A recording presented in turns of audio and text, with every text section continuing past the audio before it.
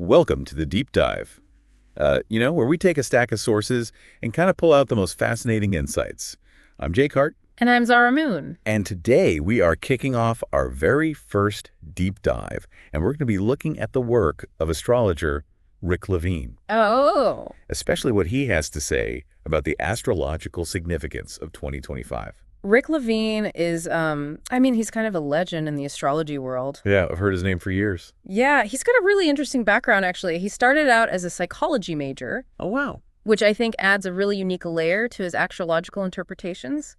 But his passion for astrology really took over, and he's been immersed in it ever since. So not just star charts, but the human psyche, too. Exactly. That's really cool. Yeah. What else makes him stand out? Well, he's authored a whole bunch of books on astrology, been a columnist for some pretty major platforms, even had a daily horoscope column for AOL and Huffington Post for like 2 decades. Wow. So millions of people were starting their day with his insights. That's a huge audience. Yeah.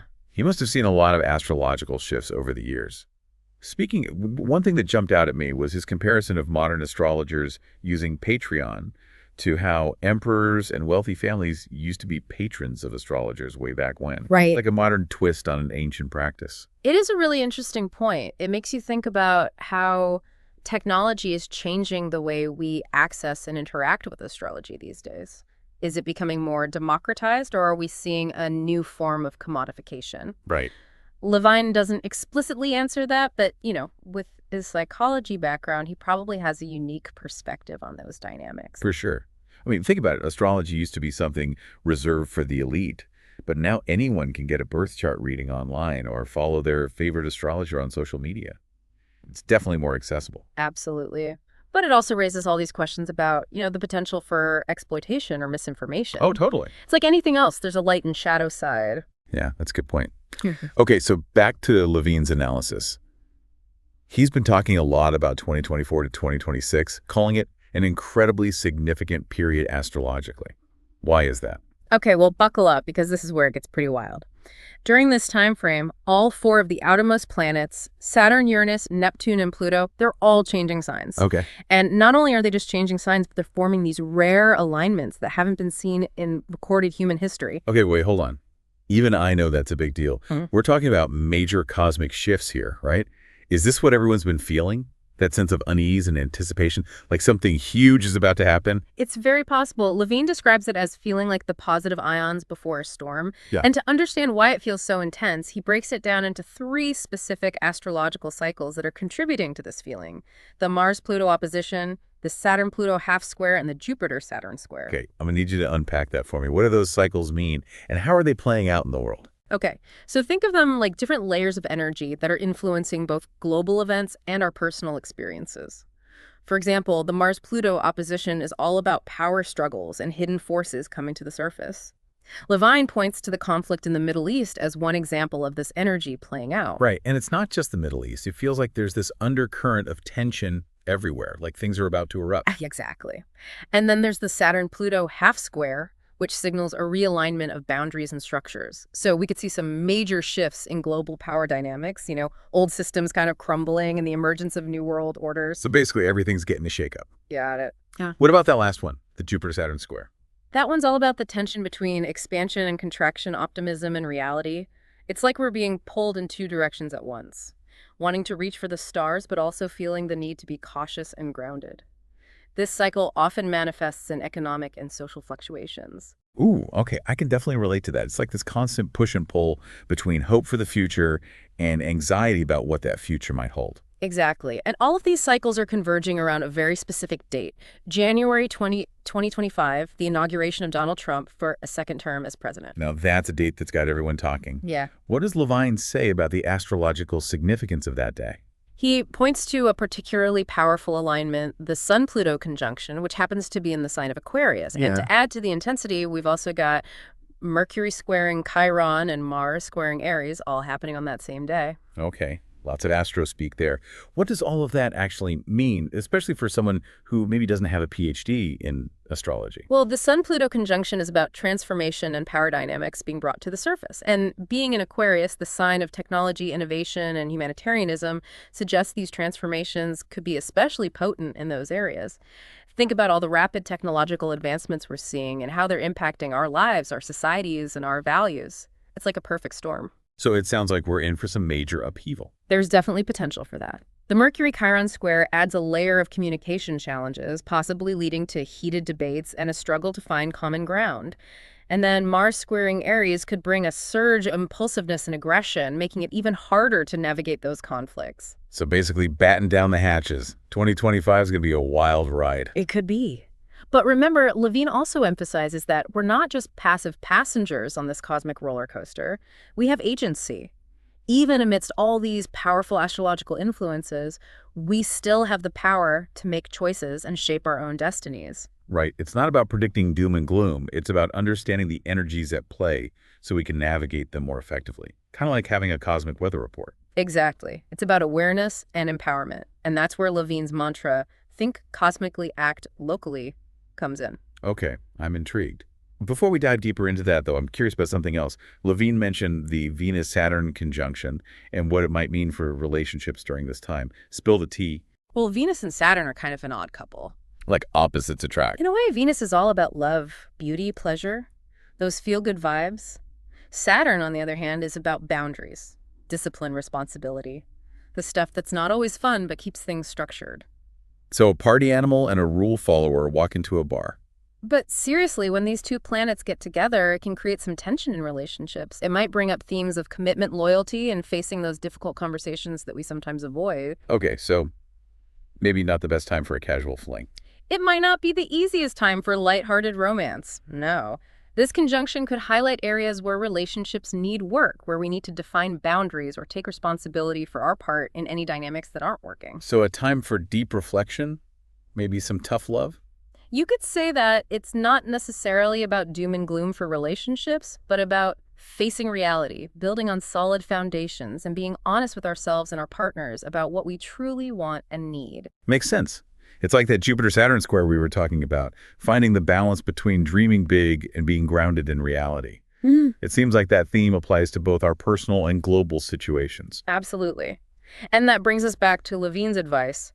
Think cosmically, act locally. It's such a powerful reminder that even though these massive planetary shifts are happening, we're not powerless. We have agency in how we respond, how we choose to act.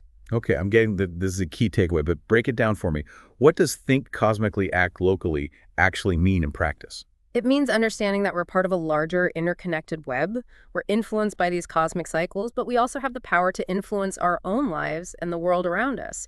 It's about recognizing that even small actions can create ripple effects. So it's not about getting overwhelmed by the big picture, but focusing on what we can control in our own little corner of the universe. Exactly. It's about taking responsibility for our thoughts, words, and actions, and recognizing that even seemingly insignificant choices can contribute to the collective energy. So like choosing to be kind to a stranger, or recycling, or voting, those are all acting locally, even though they're inspired by a cosmic awareness. Exactly. It's about aligning our daily lives with our values and using our energy to create positive change no matter how small it might seem. I love that. It's empowering. Yeah. You know, it's easy to feel helpless when you look at all the chaos in the world, but Levine's perspective reminds us that we can make a difference even in our own little ways. Absolutely. And that's where understanding these astrological cycles can be so helpful.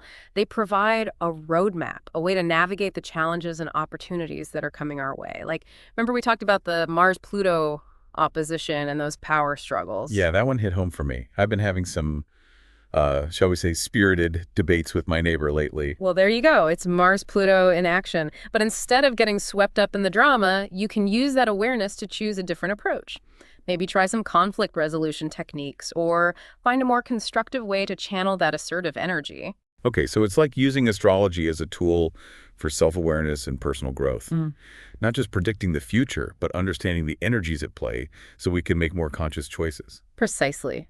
It's about becoming the captain of your own ship, navigating those cosmic waves instead of getting tossed around by them. I like that analogy. Yeah. So how about those other cycles? Any tips for navigating the Saturn-Pluto half square and the Jupiter-Saturn square in our daily lives? Well, with Saturn-Pluto, it's all about letting go of old structures and embracing change. It might feel uncomfortable at times, but it's ultimately about creating space for something new and better to emerge. So maybe decluttering our homes, reassessing our priorities, getting rid of anything that's no longer serving us. Exactly. It's about creating order out of chaos and building a solid foundation for the future. Okay, that makes sense. And what about Jupiter-Saturn? How do we find that sweet spot between expansion and contraction? It's about being mindful of our resources, time, energy, finances, and making sure we're not overextending ourselves. It's about setting realistic goals, planning for the long term, and finding sustainable ways to grow. So like creating a budget, setting boundaries, pacing ourselves instead of burning out. Exactly. It's about finding that rhythm between reaching for the stars and staying grounded in reality. Got it. This is starting to feel less like doom and gloom astrology and more like a cosmic self-help guide. I like that. And you know, it's really interesting. Levine actually started out studying psychology before he fully embraced astrology. So in a way, he's been combining those two fields all along. That's right. You mentioned that earlier. It makes me think about how astrology and psychology both deal with the human condition, with understanding our motivations, our patterns, our potential. It's like two different lenses for looking at the same thing. That's a great way to put it. And maybe that's why Levine's approach resonates with so many people. He's not just talking about planetary movements, he's talking about how those movements affect us on a human level. So it's not just about the stars, it's about us, about how we navigate the challenges and opportunities of life, how we grow, how we evolve. Exactly. And that brings us back to that pivotal moment in 2025, the inauguration with that intense Sun-Pluto conjunction in Aquarius. Right, let's dive back into that. We talked about the potential for upheaval and communication breakdowns, but what about the positive side of Pluto? You mentioned rebirth and regeneration. Yes, and that's crucial to remember. Pluto is a powerful force for transformation, but it's not always destructive. Think of it like a phoenix rising from the ashes. Sometimes things need to fall apart so that something new and better can be built in their place. So maybe this Sun-Pluto conjunction in Aquarius is actually a catalyst for positive change, especially in those areas: Aquarius rules, Right. technology, society, humanitarianism. Exactly. It could be a time when we see breakthroughs in technology that benefit humanity, when outdated social structures crumble to make way for more equitable systems, when people come together to address global challenges in innovative ways. Okay, now that's a vision I can get behind. It's not just about weathering the storm, it's about using the energy of the storm to create something better. Yes. And that's where our individual choices come in. Remember, think cosmically, act locally. We can each contribute to this positive transformation by aligning our actions with our values, by choosing hope over fear, by focusing on what unites us instead of what divides us. This is powerful stuff, Sarah. I'm feeling a lot more optimistic about the future now, even with all these intense astrological events on the horizon. I'm glad to hear that. And remember, we're all in this together. We have the power to co-create a future that's more compassionate and more aligned with our highest potential. Beautifully said. Huh. Okay, before we wrap up our deep dive into Levine's work, I'm curious to hear your personal take on all this. What's been the most impactful insight for you? What strikes me is the idea that these astrological cycles aren't just abstract concepts happening out there in the cosmos. They're playing out in our lives every single day, influencing our relationships, our careers, our personal growth. And once we understand that, we can start working with those energies instead of feeling like victims of fate. That's a great point. It's like astrology gives us this language, this framework for understanding ourselves and the world around us on a deeper level. Exactly. And I think Levine's approach is particularly helpful because he emphasizes personal agency.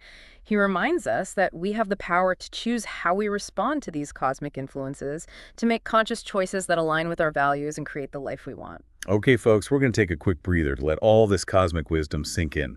When we come back, we'll wrap up our deep dive into Rick Levine's insights and leave you with some final food for thought. Stay tuned. Hey, are you enjoying this podcast so far?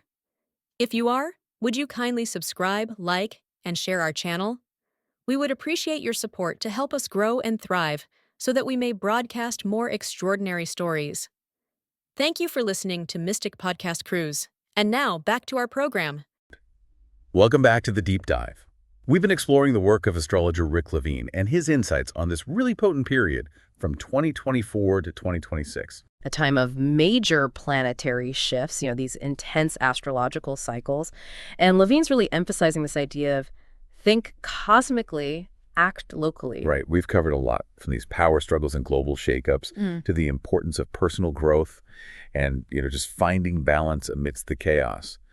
But before we wrap up this whole deep dive, I want to bring it all home with that final thought-provoking question we talked about earlier. Oh, you mean could the technological advancements we're seeing right now, those very Aquarian advancements, be the key to navigating the challenges and transformations ahead? It's a question that I've been kind of chewing on this whole time. Yeah, it's a big one. Yeah. We talked about that Sun-Pluto conjunction in Aquarius happening on Inauguration Day in 2025, and how that could trigger some huge shifts in technology and society and our values. But what if those advancements, those technological advancements, instead of being part of the problem, could actually be part of the solution? It's a possibility that we should definitely explore.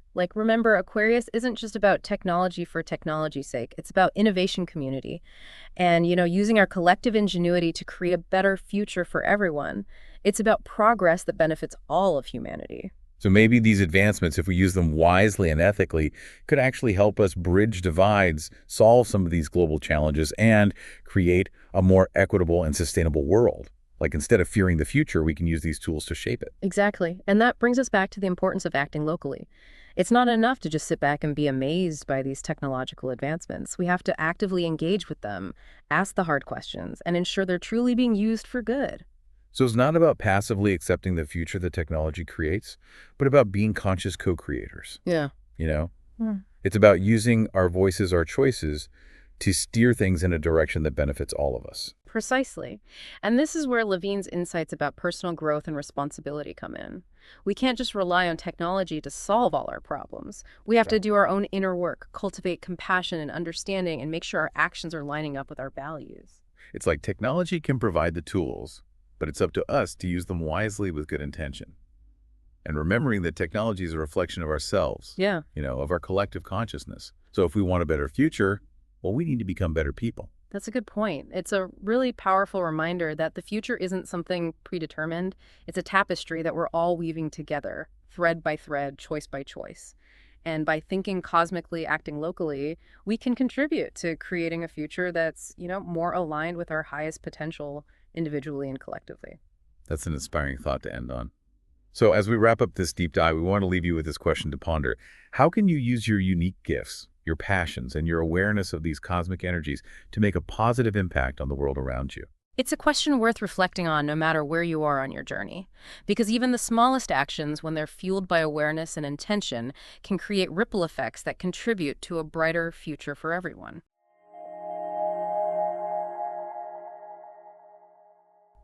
Welcome back to the deep dive.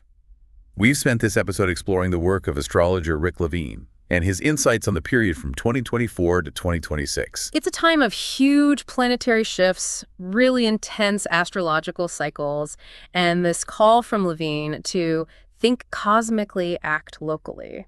We've talked about so much, from those power struggles and global shakeups to personal growth and finding balance amidst the chaos. And as we wrap up this deep dive, I want to bring it back to that final thought-provoking question you mentioned before the break. Oh, you mean, could all these very Aquarian technological advancements that we see happening right now be the key to navigating all the challenges and transformations that are ahead? It's something that's really been on my mind. It's a huge question. We talked about that Sun-Pluto conjunction in Aquarius happening on Inauguration Day in 2025, and how that could trigger all these major shifts in technology and society and our values. But what if, instead of being part of the problem, those technological advancements could actually be part of the solution? It's a possibility we should consider. Aquarius is not just about technology for its own sake. It's also about innovation community, using our collective ingenuity to create a better future. Progress that benefits all of humanity. So maybe if we use these advancements wisely and ethically, they could help us bridge divides, solve global challenges, and create a more equitable and sustainable world. Instead of fearing the future, we could use these tools to actually shape it. Exactly. And this brings us back to that idea of acting locally. We can't just sit back and watch these advancements happen. We have to engage with them, ask critical questions, and ensure they're being used for good. So it's not about passively accepting the future that technology creates, but about being conscious co-creators. It's about using our voices and choices to steer things in a direction that benefits everyone. Precisely. And that's where Levine's ideas about personal growth and responsibility are so important. We can't just expect technology to solve all of our problems. We have to do our own work, cultivate compassion, understanding, and make sure our actions align with our values. It's like technology gives us the tools, but we have to use them wisely and intentionally. Technology is a reflection of us, of our collective consciousness. So if we want a better future, we need to become better people. It's a good point. The future isn't set in stone. It's a tapestry we're all weaving together, thread by thread, choice by choice. By thinking cosmically, acting locally, we can all contribute to creating a future that's more aligned with our highest potential, both individually and collectively. That's an inspiring thought to end on.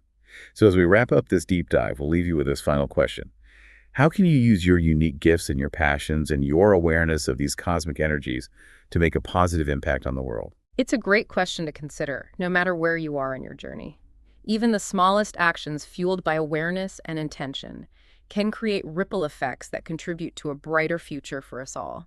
Thanks for joining us on this deep dive into the world of astrology in 2025. We hope you found it insightful and empowering.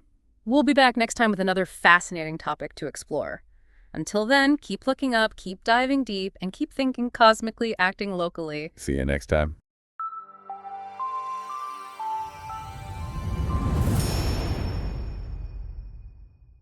Thank you for joining us on this episode of Mystic Podcast Cruise. If you enjoyed today's story, give this video a thumbs up and share it with others who love uncovering life's mysteries. Be sure to subscribe to our channel and hit the notification bell so you never miss an episode. Your support helps us continue bringing you captivating stories about the unknown, the mystical, and the extraordinary. Until next time, stay curious, stay open, and keep cruising through the mysteries of life with us here on Mystic Podcast Cruise.